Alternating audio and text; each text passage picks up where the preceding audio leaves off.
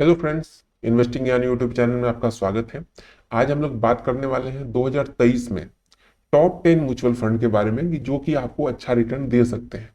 कौन कौन से वो टॉप 10 म्यूचुअल फंड है जो कि अभी तक बहुत अच्छा रिटर्न दिया है और आगे भी संभावनाएं है कि 2023 में आपको ये अच्छा रिटर्न और मतलब अच्छा मुनाफा आपको कमा के दे सकता है।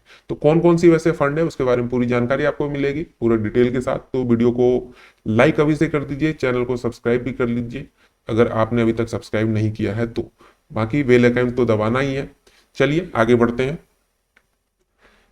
टॉप 10 मैंने एक चार्ट बना के रखा हुआ है जिसमें कि आपको यहाँ से टॉप 1 2 3 4 से 10 तक आपको सारे लिस्ट दिख रहे होंगे। इसमें आप इस नंबर को ये मत समझिएगा कि ये फर्स्ट नंबर पे या सेकंड नंबर पे, बिल्कुल नहीं। ये सिर्फ एक ओवरऑल टॉप 10 है।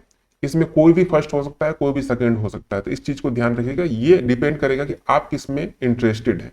जिसमें भी आप इंटरेस्टेड होंगे वो टॉप हो जाएगा, ये बात आप दिमाग में रखिए। लेकिन ये 10 ऐसे फंड हैं जो 2023 में अच्छे रिटर्न दे सकते हैं, जिसका कि मैंने फंड साइज भी बता रखा है और रिटर्न भी अभी तक ओवरऑल क्या दिया है वो भी बता रखा है। तो चलिए आपको एक एक करके बताते हैं। देखिए, एक्सिस ग्रोथ अपॉर्चुनिटी फंड है। एक्सिस बैंक आपने नाम सुना हो, तो ये एक्सिस का म्यूचुअल फंड है जिसका कि फंड साइज 8,257 करोड़ का अभी तक हो चुका है। तो बहुत अच्छा इसमें इन्वेस्टमेंट अभी तक हुआ है। और इसकी ओवरऑल रिटर्न की बात करें तो 18.34% का अभी तक ओवरऑल रिटर्न दिया है। और जितने भी फंड है ये 5 साल से ज्यादा के फंड है, मतलब 5 साल पुराने, मिनिमम 5 साल पुराने फंड है ये। तो आप समझ सकते हैं 5 साल से अगर इसने ओवरऑल रिटर्न इतना दिया है तो अच्छा ही फंड होगा, ये आप दिमाग में रखिए। कोई कोई फंड होता है कि 1 2 साल में बहुत अच्छा रिटर्न देता है और उसके बाद फिर डाउन हो जाता है, लेकिन ये 5 साल मिनिमम, यहाँ जितने भी 10 फंड मैंने लिए हैं ये सारे 5 साल से ज्यादा टाइम के पुराने फंड हैं।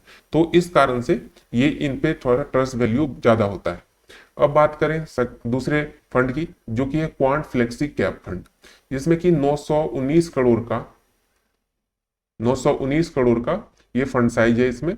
और इसका भी ओवरऑल रिटर्न है 18.16% का। इसके बाद तीसरा PGIM India mid cap opportunity fund. Mid cap का मतलब आप समझते होंगे कि ऐसा फंड जो ना तो बहुत बड़े कंपनी में, लार्ज कंपनी में, अडानी अंबानी टाइप के कंपनी में शेयर मतलब पैसे इन्वेस्ट करता है, और ना ही बहुत ही छोटे कंपनी जो अभी अभी स्टार्ट ही हुआ है वैसे कंपनी में इन्वेस्ट करता है। ये मिड साइज में जो मीडियम कंपनी होती है उनमें पैसे इन्वेस्ट करता है। तो इसकी फंड साइज की बात करें 7,557 करोड़ का इसका अभी तक फंड साइज हो चुका है। इसका भी जो रिटर्न है ओवरऑल 18.59% का अभी तक रहा है।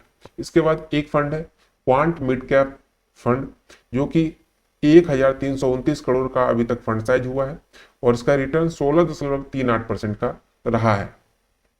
इसके बाद एक और एक्सिस का फंड है, एक्सिस स्मॉल कैप फंड। मैंने अभी बताया मिड कैप का मतलब, अब स्मॉल कैप का समझ लीजिए कि ये जो होते हैं छोटी छोटी कंपनियों में इन्वेस्ट करती है। तो स्मॉल कैप का मतलब कि जिस कंपनी कैपिटल वैल्यू कम होती है वो स्मॉल कैप है।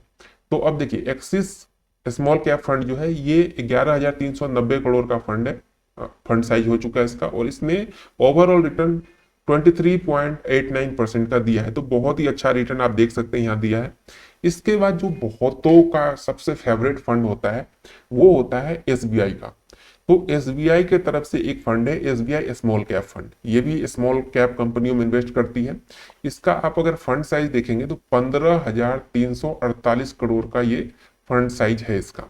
और इसने ओवरऑल रिटर्न आप पूरे सीट में देखेंगे टॉप 10 में सबसे ज्यादा रिटर्न जो दिया है अभी तक ओवरऑल इसी ने दिया है, 25.17 का रिटर्न दिया है। इसके बाद बात करें 7वें नंबर पर पराग पारिख फ्लेक्सी कैप फंड। और एक चीज मैं आपको बता दूं, ये जितने भी फंड है इसमें सबसे ज्यादा अगर किसी का फंड साइज है तो वो इसी फंड का है, 28,248 करोड़ का। और इसने अभी तक ओवरऑल रिटर्न दिया 18.77% का। इसके बाद आता है टाटा का, टाटा डिजिटल इंडिया फंड, जो कि 6,463 करोड़ का फंड साइज है इसका, और 20.16 का इसने अभी तक रिटर्न दिया है। इसके बाद 9वें नंबर पे आता है Nippon India small cap fund, जिसका की फंड साइज है 23,701 करोड़, और इसने अभी तक रिटर्न दिया है 24.48% का। आप देख सकते हैं कि दूसरे नंबर पर अगर रिटर्न के मामले में बात किया जाए तो वो निप्पॉन इंडिया है एसबीआई स्मॉल कैप के बाद। अब 10वें नंबर पे मैंने रखा आदित्य बिरला सन लाइफ डिजिटल इंडिया फंड, जिसका की फंड साइज है 3,244 करोड़ का और इसने रिटर्न दिया है 21.71% का।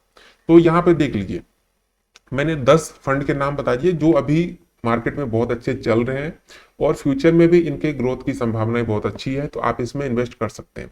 आप दो चीजों पे आप फोकस कर सकते हैं इस चार्ट को देख के। मैंने ये जो सीक्वेंस बनाया ये किसी भी पॉइंट ऑफ व्यू से नहीं बनाया कि ये टॉप पे है तो इसको टॉप पे रखते हैं, ये सेकंड पे है, ऐसा कुछ नहीं है।